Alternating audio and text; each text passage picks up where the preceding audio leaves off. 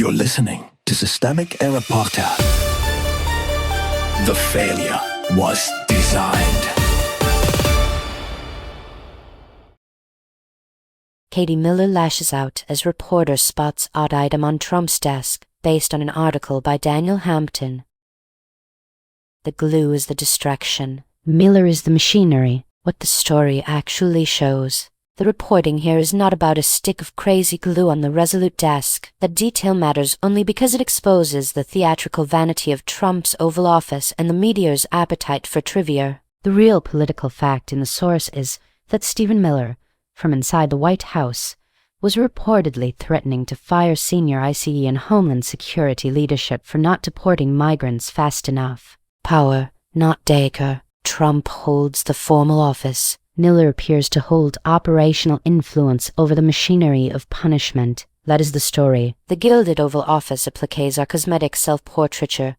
The deportation threat is a demand that the state move harder, faster, and crueler. One is propaganda by décor, the other is policy by intimidation. Who gets misdirected? CNN's glue shot is the kind of content that makes abuse look quirky and governance look silly. It invites the audience to laugh at Trump's taste while missing the much more important question: who is setting the tempo for federal enforcement, and against whom. The source says Miller threatened the leadership of ICE and DHS for failing to deport quickly enough. That is not confusion. That is coercive management of an anti-immigrant apparatus. The institutional pattern. The pattern is familiar. The public gets spectacle, the vulnerable get enforcement, and the people with real leverage get to pose as embattled truth tellers. Katie Miller's sneer at CNN is useful to the regime because it reframes scrutiny as frivolity, but the substantive revelation is not a reporter noticing glue. It is a senior White House figure reportedly using threats to push deportation pressure deeper into the federal state.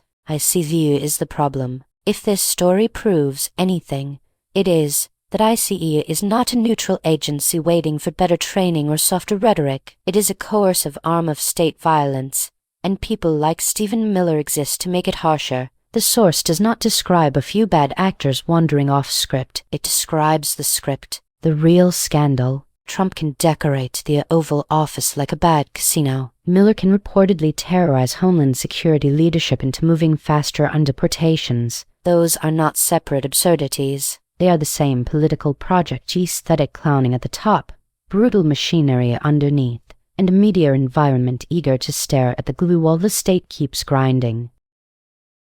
You've been listening to Systemic Error. Thanks to Raw Story for today's article, with the automated voice of Kristen. Thanks for listening.